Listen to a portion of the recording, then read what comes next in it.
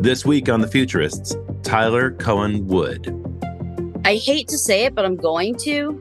The internet was never designed to be secure, and we have been putting bandages and bandages and bandages on a gaping wound, and it is never going to work.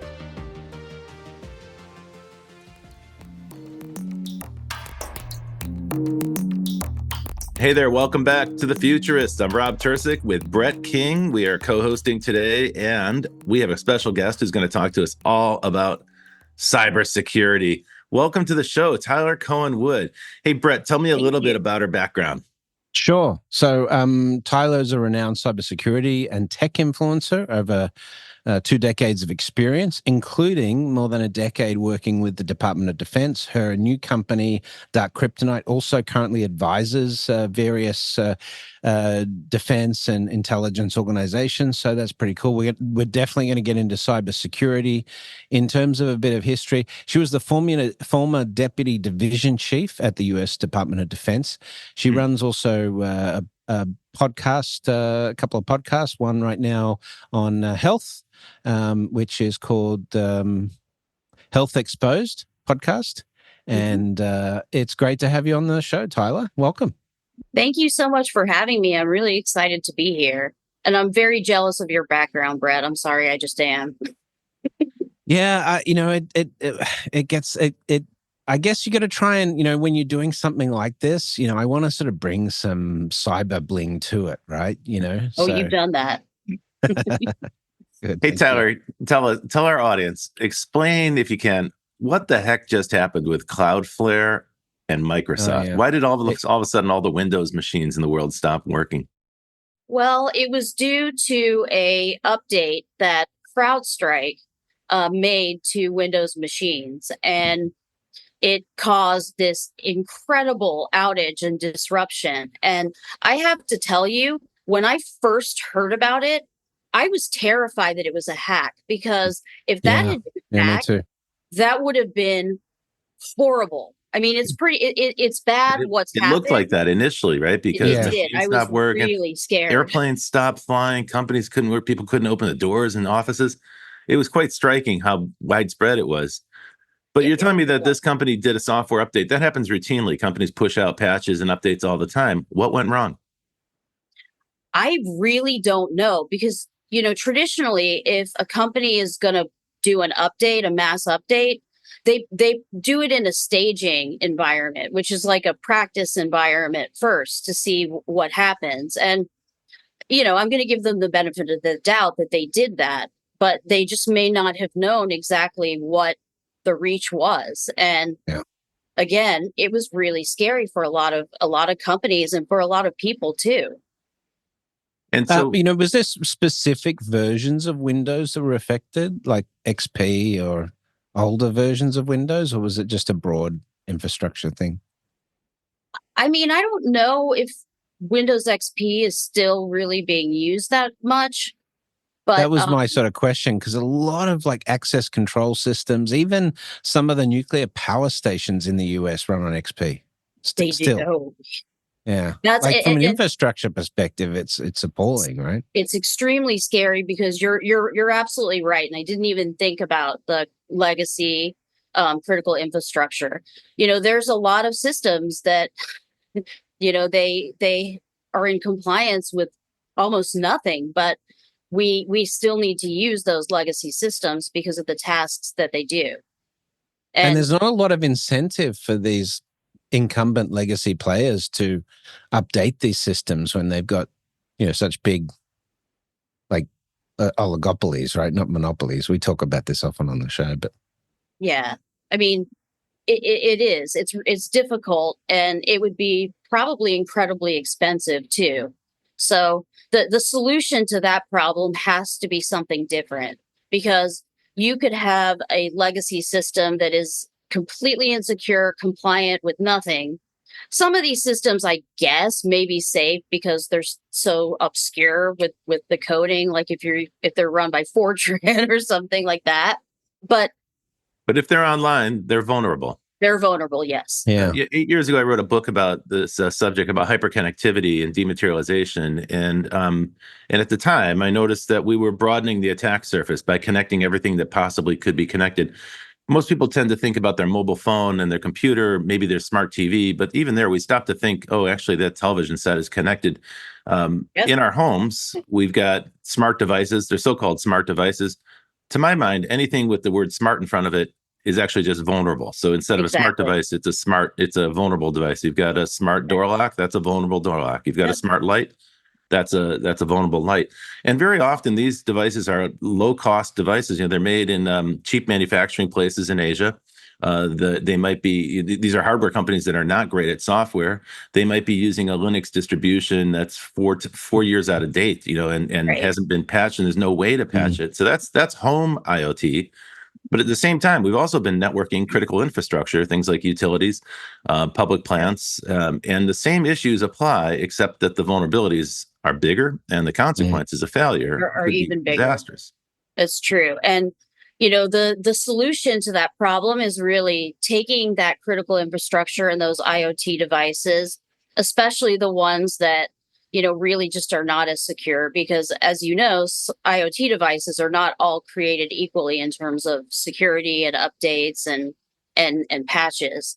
So if you take those devices and if you wrap them into something that protects them, then it's going to be a lot more productive, and it's going to be open to significantly less capabilities. When you look at this infrastructure problem we're talking about, and then you see the trends in cyber attacks on utilities. So in 2023, cyber attacks on utilities in the United States rose 200%. My God. So this is the time we should be talking about this, right? Absolutely. And that's even before we get to one of our favorite topics on the show, which is Quantum Day. But what's your position today in terms of critical infrastructure on the internet? Is it safe? Can we make it safe? It's terrifying, and yes, we can make it safe. Um, you know, I've been doing this for a very long time, and I've been in different facets of cybersecurity. I started doing as a sysadmin, then I started doing digital forensics, incident response, and then at DIA, I moved to the Special Communications Enterprise Office. And Sorry, what's DIA? We didn't get that. Defense Intelligence Agency, dude. Haven't you watched like Tom Clancy movies? Sorry, I'm just trying to make sure that audience can understand it. I'm not big on all right. I'm just I'm throwing out the government acronyms. Yeah. So DIA is the Defense Intelligence Agency. It's the intelligence arm for the Department of Defense. Okay. And when I moved to that position, I started doing literally the opposite of forensics. So think about a very high threat mission where you're going into a country that has to be that has access to all of the network, and they can see everything that's being done. Well, those devices have to look and feel like the cover story, but at the same time, they have to be able to communicate in and out utilizing different types of channels so that their communication is either completely undetected or completely hidden in the noise with other traffic. And that means those operatives are taking something that looks like an iPhone or an Android phone with them, but it's actually got superpowers. yes. And it has to withstand the scrutiny. In a nutshell, yeah. And if they're stopped by security people in another country, it has to withstand the scrutiny. It sure does. It sure does. And that's where the forensic background came in really handy. And that does sound like a Tom Clancy story. That's actually pretty cool. Yeah, it does. Yeah. So Tyler, we're obviously talking about vulnerabilities in the system. You just said anybody that's on the web as a web interface is at some point going to have, security issues. We see all this ransomware stuff happening right now. We see the CrowdStrike failure and so forth. But, we obviously need to start thinking about critical infrastructure. It's going to be connected. It's going to be integrated with artificial intelligence. Yep. So we really have to start thinking about this new layer of cybersecurity. So tell us about what you're doing at Dark Kryptonite, and also this concept of these special programs or comps that you talk about. Sure. So Special comms, I realized the bad guys were really utilizing that. And I thought So that, what is that? What is a special comp? so when I was at the Defense Intelligence Agency, I worked in special comms, and special comms is different than secure comms, because secure comms, you can still see encrypted traffic, you can still see something is happening. But with special comms, think of a very high threat mission in a high threat country where that country has access to everything that's happening on their networks. Right. And those devices have to look and feel like their cover story, but at the same time, they have to be able to Oh, right. communicate out Yeah, we did talk about this. utilizing different channels, so that they remain, either their traffic is hidden within the noise of the other noise, or that it's completely off the grid. And it's an interesting way of really looking at the problem, because I hate to say it, but I'm going to. The internet was never designed to be secure, and we have been putting bandages and bandages and bandages on a gaping wound, and it is never going to work. And Right. not all data has to be secure to this like crazy level, but some of it actually does. And Yeah. especially when you're talking about critical infrastructure, which is very vulnerable, you need to have these other levels and layers of protection. Yeah. And so Why is critical infrastructure so vulnerable? This is not a new problem. We've been aware of this problem since the Y2K phenomenon. That was We're 15 not years investing ago. in it. We're not investing in the solutions. No, we're really not, and it's a huge problem. I mean, go back to CrowdStrike. I thought that was a hack, and I was really scared. And even though it wasn't, don't think for 2 seconds that nation state actors did not watch and notice Yeah. that, because they Yeah, did. right. Right. They That was did. almost like an advertisement. Pay Yeah. attention to this hack. Though there's also no consequences. This is my issue. You can take down the Yeah. entire network, you can shut down airlines, you can disrupt traffic across the country, and nothing happens. Or if you get a penalty, it's a slap on the wrist. Right. We spent the past decade having data breaches at the scale of billions of records, billions Yeah. with a B of records being spilled. And government fines, if there are any consequences, we're in the small, like single digit millions of dollars as a penalty. And I've often thought, well, why don't they just charge $10 per record lost and watch? These companies will all of a sudden escalate cybersecurity to be a top priority, because the chief financial officer of the company will see that it's going to cost him more money to have a vulnerability than it is to patch it. That's really, market economics is the way to solve this problem. And also, there's a value on people's data, and there's also a value on people's time. How many times a year do you get an alert from your credit card company or some other organization that you have to change your password once again because they've had a data breach? Yeah. It's millions of people have to go through that process over and over again. But passwords are part of the problem. Like, why do we have you know, passwords? Well, it's because, if you want the next layer of cybersecurity protection in the experience layer would probably be the use of biometrics. And we've seen it work very well in places like China. So Well, China's been able to radically reduce this fraud, ain't in for China. example. Yeah. I got biometrics on this thing. It's got face secure recognition. element. Yeah, but it's not a the US doesn't like to do mandate standards for this stuff, right? Whereas China has mandated, for example, facial recognition for critical infrastructure, particularly in the financial services industry, right? But the US would never do that because it's a state versus federal issue. But it needs to happen. If you look at digital identity is a requirement for the adequate operation of 21st century systems, Tyler, you agree? But ultimately, isn't the problem people? Isn't the problem that people are too lazy? Well, you'll social engineer anything, right? The weakest link in a system is the human. That's cybersecurity 101. I'm sorry. I'm Tyler, you're doing the show. You're doing the show, Brett. Tyler, you jump in. No, he's 100%. Mr. King, how long have you been a cybersecurity expert? Well, I used to run for HSBC, the anti-phishing working group chapter. So I did. There you go. But yeah. All right. Sorry. We're not letting you do the show. I'm so sorry, Tyler. No, he is. You guys are awesome. No, he is. He's right, though.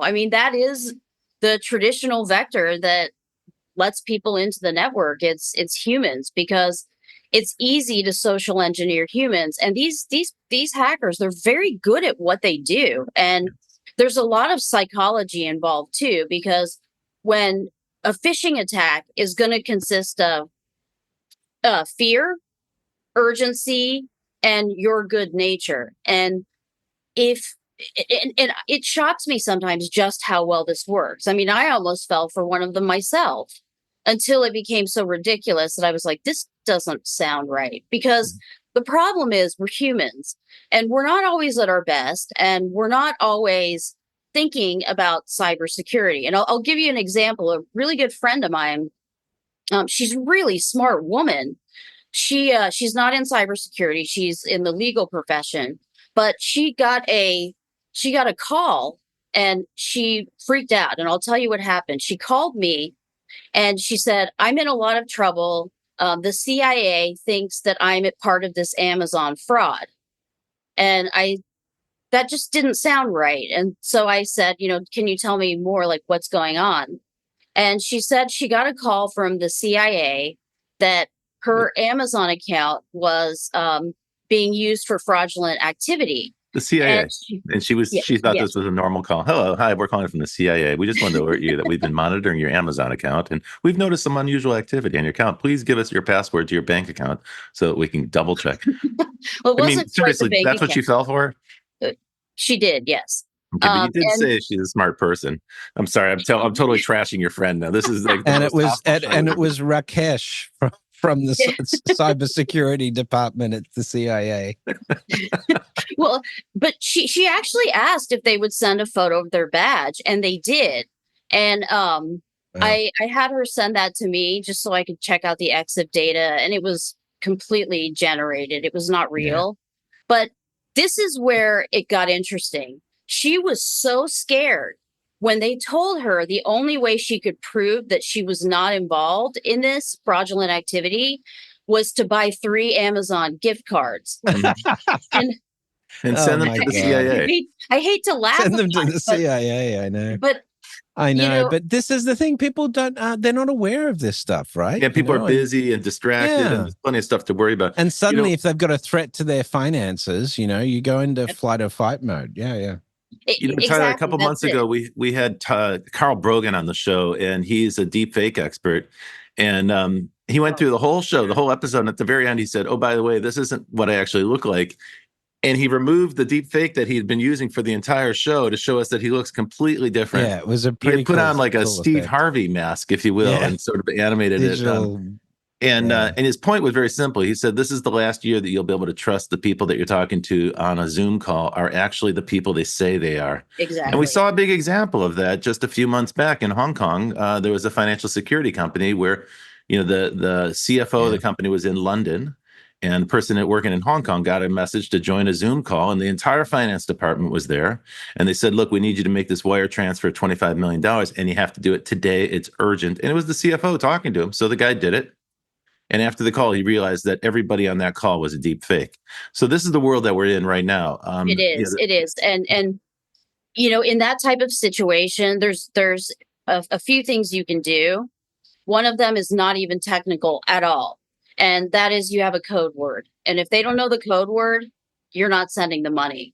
Yeah. And, to get back to dark kryptonite, that is actually the reason that we developed it, is because if you're utilizing dark kryptonite, you're off the grid. You're not on the public internet anymore. You're utilizing different technologies and mechanisms to be able to share data and store data and communicate through alternative channels where you're not connecting to an IP address, you're actually connecting to hashes. And those can be changed on the fly. And when you're utilizing that closed loop ring, you're not bound by DNS. If ransomware gets into the system, which it really wouldn't, it's not going to do anything because it's such a different type of infrastructure that ransomware is not going to work. It needs specific things. It needs to be able to escalate its privileges and this and this and this. But in this type of environment, that just doesn't exist. So it's like a private network that you're proposing to create, a secure network that's separate from the internet. Yes. And then how do you interface with the internet? Are there like gateways or portals that you can control and monitor the traffic on? Well, when you're connecting to the network, you are containerized from the rest of the laptop, the rest of the computer. So you're in this network. And when you're in this network, again, you're not connecting to IP addresses, you're connecting to hashes. And you can actually do access controls too. And you can say the finance department can work with this hash, the HR department can work with this hash. And essentially, you're taking back control of your network, and you can change these hashes on the fly. So you're And literally saying the computer, you can only connect with these computers. You're actually shrinking the number of computers it can connect to. I don't know if you guys are familiar with Cyberpunk 2077, but in Cyberpunk 2077, Mike Pondsmith, we talked about it on the show before. Mike Pondsmith, basically, he proposes that the internet's going to be broken up into these big intranets, essentially, owned by the corpos or owned by governments. That sounds kind of like what Dark Kryptonite is supposed to do. One more example is science fiction being a little bit ahead. Yeah, that's right. Exactly. That's why I thought. It Exactly. just sounds a lot like that to me, Well, and you can actually email back and forth, but you're not using domains. So you can use it for storage and nobody knows where it is. You can also utilize it to take those legacy IoT devices that are in compliance with nothing and put them in the Dark Kryptonite network. And they're now in compliance with most things aside from some of the specific things like cybersecurity awareness training. We don't do that. But you take a very insecure, critical piece of infrastructure, wrap it into this network, and it's now secure and under your control. And it's interesting too, because you can email, you can video conference, you can do anything that you do on the internet. It's just now you're off the grid in this protected enclave. So it's a little bit like building private communities in California where you've got a guardhouse and you can get everything done there. You can go to the little friendly store and buy the things that you need. There's a pool and a rec center that you can go to. And then if you have to go out into the scary world, they open the portcullis and you drive out into the scary world and you go to the mall, another protected environment. And then you go to the children's school, another protected environment. And then you bring everybody home. So unfortunately, we're turning the internet, which used to be this wild open space where you could connect to anybody. We're kind of dividing it up into a subdivision of Southern California. I don't know if I love that vision, but maybe it's necessary because there are bad people out there. AI might be able to bridge that, but it's still interesting to sort of think of. I mean, that's been happening for a while. If you think about the Great Firewall in China and so forth, there are the different Splinternet. Exactly. Now we're going to splinter it even more. On that note, let's take a break. Let's head off to a break. We're going to listen to a message from our sponsors. We'll be right back with Tyler Cohen Wood, more on cybersecurity and the futurists in just a minute. Provoke Media is proud to sponsor, produce, and support the Futurist podcast. Provoke.fm is a global podcast network and content creation company with the world's leading fintech podcast and radio show, Breaking Banks. And of course, its spin-off podcast, Breaking Banks Europe, Breaking Banks Asia Pacific. But we also produce the official Finovate podcast, Tech on Reg, and Emerge Everywhere, the podcast of the Financial Health Network. For information about all our podcasts, go to provoke.fm or check out Breaking Banks, the world's #1 fintech podcast and radio show.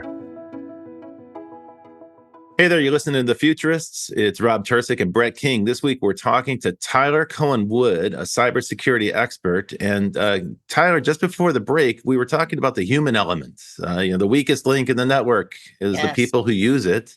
That's true. People are lazy and busy and distracted and easy to scare. So that's one way to find a vulnerability in the network. But there's another aspect that seems to be growing, which is complexity. As we connect more and more devices that are capable of doing more and more things, this creates vulnerabilities, effectively spreading the attack surface out so broad that no one person can be aware of all the possible vectors of attack.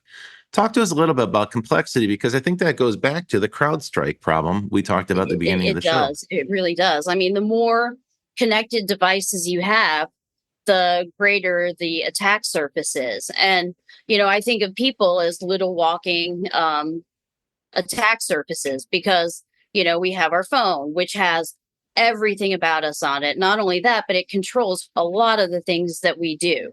We have our watches. I think you even said this earlier. We have the smart TVs, we have the smart refrigerators, mattresses, socks. There's even smart socks. Yeah, and we're not even talking about Neuralink yet, right? And like, brain control interfaces and things like that, yeah, it's interesting. And so that's people, right? People are loading themselves up with stuff, but also this is happening invisibly in infrastructure, corporate infrastructure, public infrastructure, municipal infrastructure. All these systems are also connected. And as we mentioned earlier, sometimes they're not using the most up-to-date software. And candidly, sometimes it's very hard to update those systems. They're not necessarily easy to patch. So that's a growing attack surface as well. I think for the benefit of the audience, it's a good point to think about here is it's a bit like living in a walled city. When you think about cybersecurity, if you're inside the walls, you have to be worried about the entire wall and the integrity of the entire wall. If you're attacking, all you need to do is find one loose spot or one open spot that's not protected. And so it's an asymmetrical problem in the sense that the people inside the castle have to worry about everything, which is impossible. It's impossible. And the people attacking the castle only have to find one vulnerability and then they're in. I like to use this analogy. It's like having a car where you take the steering wheel, the engine, the seats, the wheels off the car, and people aren't going to really steal it, but you can't use it either. So it's like walking a tightrope, with no safety net. You have to find that balance, and it's incredibly hard to do, especially in today's environment. Things were different in the old days of 2022 when AI wasn't extremely mainstream, but it is now, and it's added to a lot of the complexity. There's a lot of incredible things that AI is doing and is going to do, but again, it's a game of catch up where you have the threat actors using AI and we're using AI. And who's ahead in that battle right now? Are the defenders winning the AI battle, or are the attackers using AI more? I think it's too soon to tell. I think it's too soon. If you think back to 2022, AI was not on everybody's mind. It hadn't exploded yet. I mean, it exploded in 2023, and now it's really mainstream. And again, like I said, there's so many benefits to it and there's so many great use cases for it. And I'm excited by a lot of them, especially in healthcare, but at the same time, I think maybe we should slow things down a little bit and make sure that we know what our actions of today are going to lead to tomorrow. You've done a lot of work with the US government. You've been at the White House and advised the White House. It's pretty trippy experience, having done it personally myself, visiting the White House. But I wanted to sort of tap into your experience more from a policy perspective, because we're not really seeing either of the candidates talk about artificial intelligence right now. And clearly the market is very focused on it. They're pushing hard towards this. If you look at China's use of industrial artificial intelligence, and what they're doing in terms of infrastructure with solar and so forth, they seem to be way ahead. But there's obviously going to be a sort of arms race that happens in terms of autonomous systems and so forth. But, it clearly needs an infrastructure approach to this. It needs to be planned. It's like, Rob mentioned municipal planning or whatever, right? It's like city planning now. We have to start thinking about digital identity infrastructure and, how quantum is going to come into the mix and how AI is going to be safe. And, obviously we're dealing with copyright issues and things like that at the moment, right? That's a whole other episode. Right.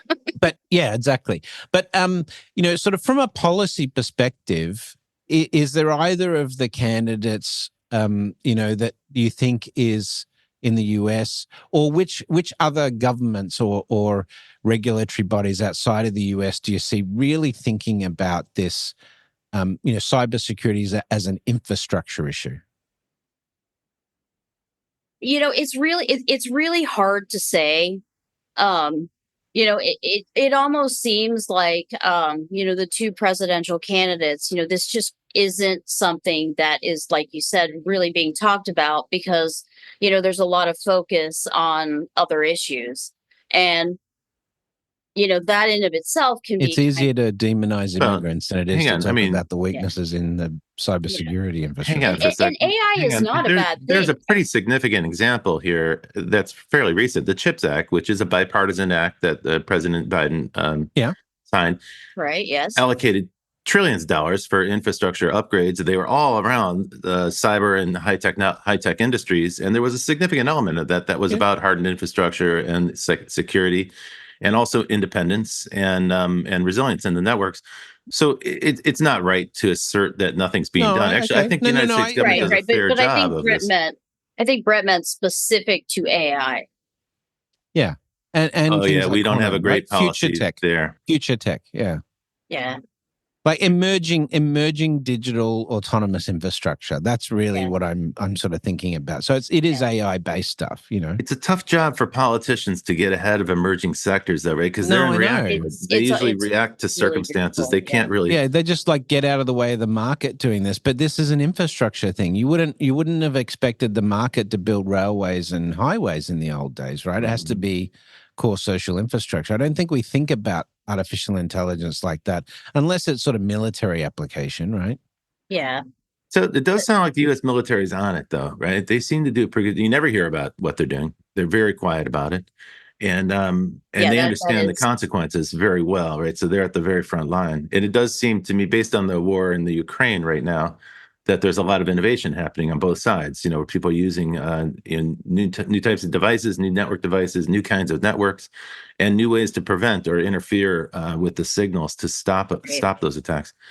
Yeah. So I that's an mean, area of innovation. it really is.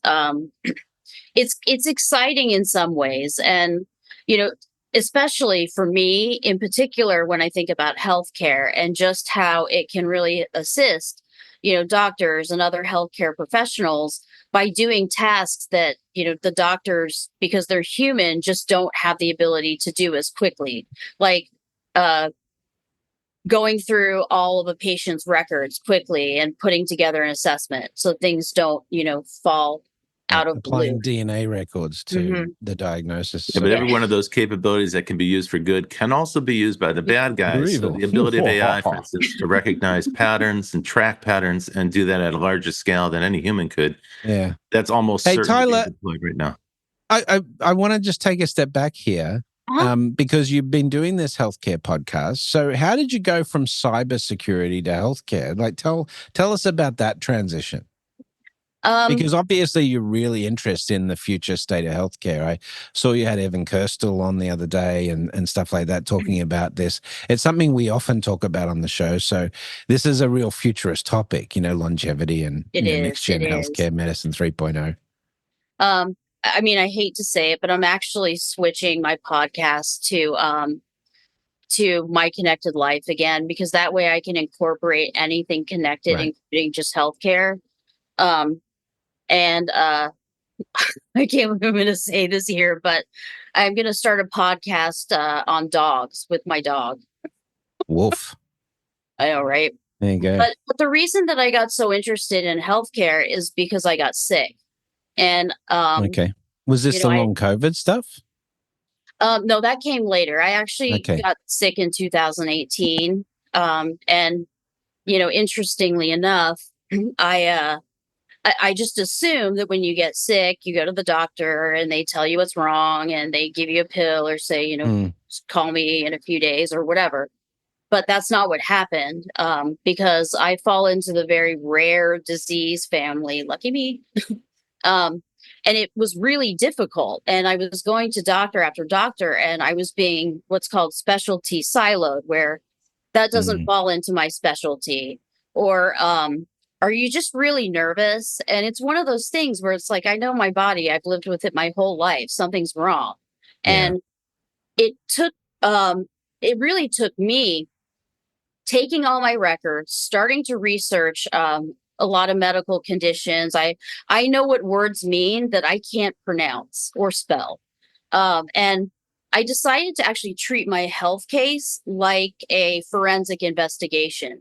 And when I did that, I took things that appeared to be in the background and I put them into the foreground. And I actually was able to diagnose one of my diseases that way. And That's very cool. yeah, now I mean, there's an obvious application of artificial intelligence yeah, in this space, right? Because yes. we're already seeing AI improve diagnostics in many, fields of medicine. Mhm. And then there's the next generation, what we see with Brian Johnson and stuff like that, looking at the deep metrics to manage healthcare better.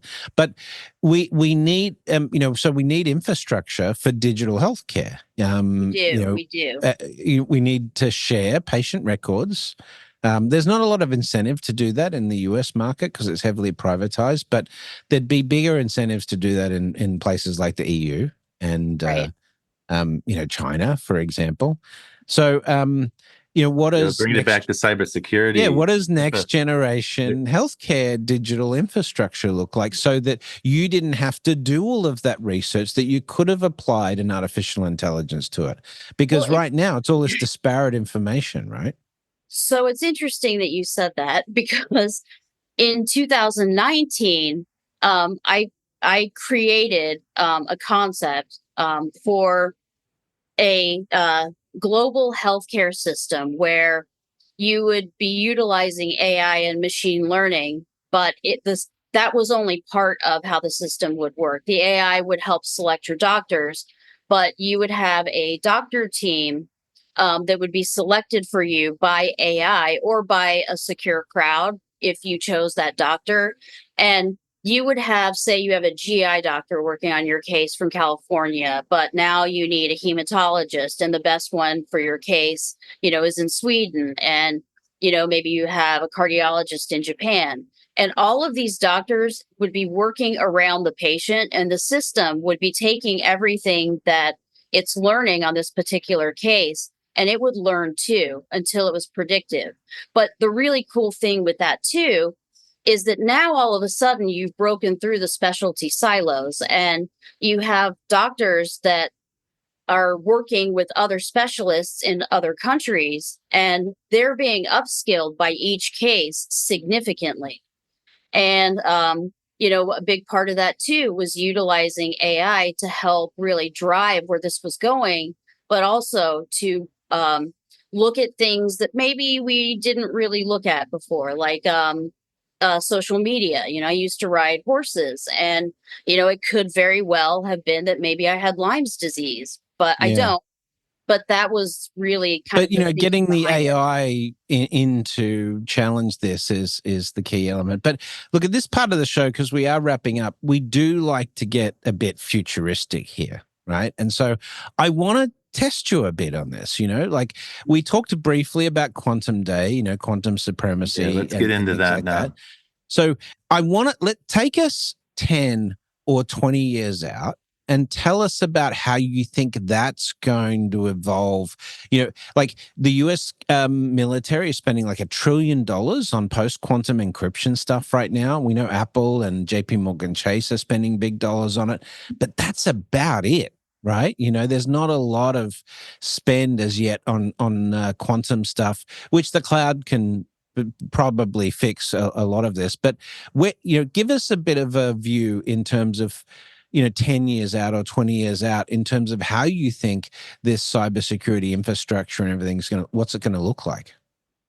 It will look nothing like it does today. There will be remnants of the past, but AI is really kind of the first step. Quantum is the first step, but I believe a lot of the technologies that we'll be utilizing and that we'll work with don't exist yet. And this is kind of the dawn of, that next technical revolution. And I believe there's a lot of people who are afraid, AI is going to take my job. Well, it may, but the jobs that you may have in 10 years, they probably don't exist yet. And I see it Okay, but bring it going. over to security for us. So bring it back to cybersecurity, because the topic is quantum security, quantum encryption. Yeah, if you were asked by Kamala Harris to come and advise on post-quantum encryption and security, what sort of things would you be recommending to the administration to make sure the US is prepared for this? Well, I would recommend more funding. I would recommend that, we really look at this cybersecurity problem and not just quantum encryption. I mean, we're talking about all of the different types of emerging tech that we have, and really invest in those emerging technologies like quantum, because, again, I do not believe that the world will look the same in 10 years, in 5 years, that it does today. Even in terms of cybersecurity and in terms of sociology. What might be different in 5 years? People will be interfacing with machines a lot more than they do now. There will be, I don't want to go all Star Trek, we are bored. Go for it. Go for it. That's the show. This is the show. Yeah, please. We like Star Trek. I'm such a nerd. I used to catalog my Star Trek tapes by star date. Okay, but look, if you go out in the future, are people still going to use passwords? Are we still going to use fingerprints for biometrics? Are we going to still be scanning our eyes? Yeah, we had this debate with Bruce Schneier, right? But I think there's a few different mechanisms that could work. I think that there may be implants. They actually have these now. Yeah, that's not futuristic. That's now. That's not futuristic, but different types of implants. I hate to say it, but do you remember the first Mission Impossible movie where they look at your eye and they know everything about you, and they maybe not? Yeah. So I think that but we could do that with DNA. Like, we can now read someone's DNA and we can tell them what food they should eat. Mm-hmm.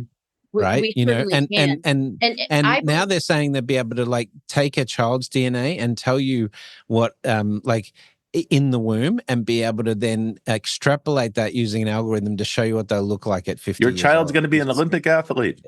Yeah, it's pretty crazy. But just make sure she eats a lot of spinach. Imagine I believe that the interface between humans and machines are going to be, we're going to be much more connected with each other. Okay, that to me sounds like we're broadening the attack surface once again. Yeah, it's connecting more stuff. So every time we make an advance like that, it creates another opening or another vulnerability. And that's just it. Right? That's the future. Granted, things move really fast in our cyber world, but at the same time, these things are incremental steps. Like, if I was in a coma, I think about this sometimes. If I was in a coma in 2002 and I woke up today, I would be like, what? But because I've lived, what are these sci-fi supercomputers you carry around in your pocket? It must be worth hundreds of millions of dollars. Seriously, I mean, I really do. I believe that it will be a much more combined human machine type of living. It seems the trajectory. I mean, some people may buck that, of course, but then they're going to be limited. This is all, when we talk about digital inclusion stuff, and we talk about, other aspects, health inclusion and financial inclusion, pushed off that. If you're not in that highly autonomous system, it's going to be very difficult for you. So people who want to live off grid and things like that. I mean, that's been depicted. Yeah, but listening to the two of you, I think I'm starting to think maybe I should start to disconnect from the grid more. Brett, I'm looking forward to taking a hike in the mountains where I won't have a phone. I know you're heading off, aren't you? Yeah. I am. I'm going to disconnect entirely. Hey, Tyler, it's been a great pleasure having you on the show. And I'm sure many of the listeners would love to find out more about what you're working on. Where can they find you on the web?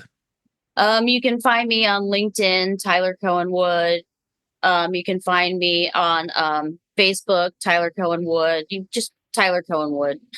Okay, so you're on socials. And how about your website? That is in the works right now. Okay, cool. It will be tylercohenwood.com. Well, super to have you on the show. Do you have Dark Kryptonite have a setup? Oh, yes. darkkryptonite.com. And it's spelled, I'll send you the spelling for the show notes. Okay, great. We can. Or if you want to follow my dog, you can follow Mo the Schnoodle on Instagram. But does your dog have a blog? That's what I really want to know. No, he doesn't yet, but he's becoming an influencer. There you go. Yeah, that's crazy. Great. Well, thank you for joining us. And You know, thanks, what was folks, that for quote listening. about on the internet? No one knows you're a dog. Well, here we go. Another cybersecurity. Exactly. That dog is just another point of vulnerability as far as I'm concerned. Yeah. They're going to hack your dog. Thanks, Tyler, for joining us on the show. And a big shout out to the folks at Provoke Media who make our show possible. Kevin Hirschhorn, our engineer, Elizabeth Severance, our producer. And we want to thank our audience for listening. We love the fact that people engage with us in socials and send us suggestions for the kinds of guests and topics they want to hear about. So keep that coming. It's great fun to hear about it. Meanwhile, Brett and I will continue to bring you a new futurist, a person who's thinking about, influencing, shaping the future every single week. And we'll be back next week. And until then, we will see you in the future. Bye. Well, that's it for The Futurists this week. If you like the show, we sure hope you did. Please subscribe and share it with the people in your community. And don't forget to leave us a 5-star review. That really helps other people find the show. And you can ping us anytime on Instagram and Twitter at Futurist Podcast for the folks that you'd like to see on the show or the questions that you'd like us to ask. Thanks for joining. And as always, we'll see you in the future.